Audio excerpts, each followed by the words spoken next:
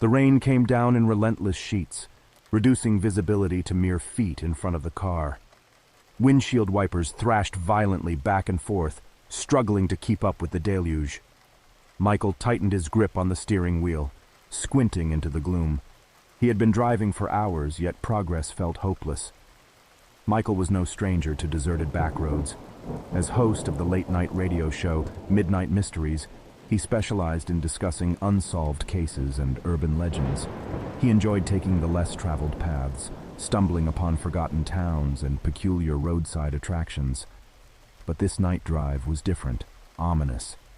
He had taken a detour to avoid a roadblock, meandering onto an unfamiliar rural route. That was 3 hours ago. Now he was trapped in an endless loop of the same scenes repeating. A crumbling barn with boarded windows, the skeletal remains of a twisted oak tree, a faded billboard advertising a product called Sugarite. The sequence never changed. Michael chuckled nervously to himself. He was in a real-life episode of his own radio show. What dark forces conspired to ensnare travelers in this endlessly looping trap? A flutter of static from the radio added to the eerie atmosphere. He turned the dial, searching for a station. Most channels were just white noise, but every so often he'd catch a few seconds of a distorted voice. His voice. Lost. No escape. The loop. The radio croaked. Michael's blood turned to ice. It was a fragment of one of his broadcasts, but he had never discussed being trapped in a loop. Had he? Michael saw the crumbling barn emerge from the rain once again. He pumped the brakes, bringing the car to a sharp stop. He had to break the cycle. Michael pulled a flashlight from the glove box and stepped out into the storm. His shoes sank into the muddy road. "Hello!" he shouted over the wind. "Can anyone hear me?" Only the rumble of thunder answered his call. The barn doors creaked open slightly, then slammed shut, as if the building itself was laughing at his predicament. Michael tried the doors, but they were firmly padlocked from the outside. Peering through holes in the boarded windows revealed nothing but inky blackness within. Defeated, Michael slogged back to his car, but turning around now only brought him right back to the same barn, the same tree, the same billboard. He tried driving into the fields, but the terrain kept angling back towards the looping road. "Just talk it out like you would on your show," Michael muttered, fighting the panic rising in his chest. There must be an explanation. He pulled over once again next to the billboard and shined his flashlight on its weathered surface. The colors were faded, some of the text illegible. But this time Michael noticed the date printed at the bottom corner of the sign, May 5th, 2053. Michael stumbled back, collapsing into the mud. The date was 30 years in the future. Had the loop transported him through time as well as space? Was he now trapped in some temporal wormhole? Static burst from the radio, followed by Michael's distorted voice. Timeline fracture, paradox, no future, only past. He scrambled back to the car.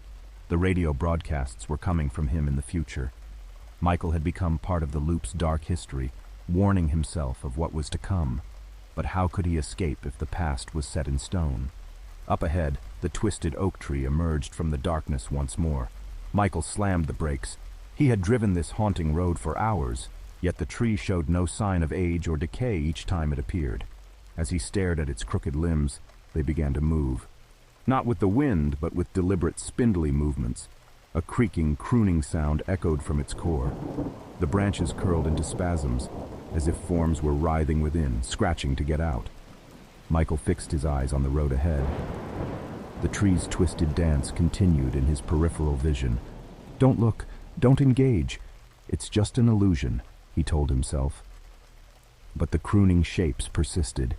In the darkness, he saw them slip from the tree's embrace and shuffle towards the road. First one, then two, then several. Their emaciated, inky forms barely visible against the night rain. As Michael's car slowly passed, the creatures leaned in, wispy fingers clawing at the windows. "Let me in," a hollow voice wailed. "I'm so cold." Michael shuddered, but kept his eyes locked ahead. The voices came from within, echoing with ghostly regret. "Turn back. My family, I never said goodbye. Don't leave me here, I don't want to be alone." The lamentations of souls forever trapped clawed at Michael's psyche. dredging up his most buried fears. The car thundered on as if running for its own life. The billboard loomed ahead once again. Michael turned the car off the road into the field, plowing relentlessly towards it. He didn't slow down. At the last second, he closed his eyes. A huge crash rent the air, the grind of metal on wood.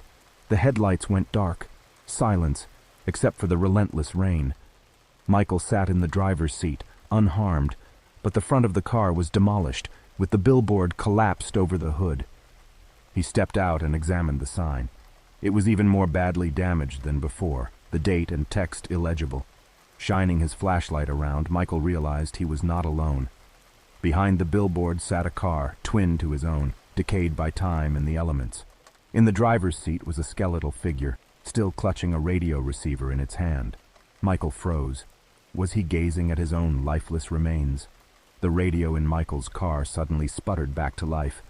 "It's too late for me," the static-choked voice said. "Spare yourself. Turn back." Michael sank to his knees. He finally understood. This road was a physical manifestation of his own obsessive nature, trapping him in a loop of his own making. His skepticism and hunger for answers had led him to madness. There was no escape route, no grand mystery to solve.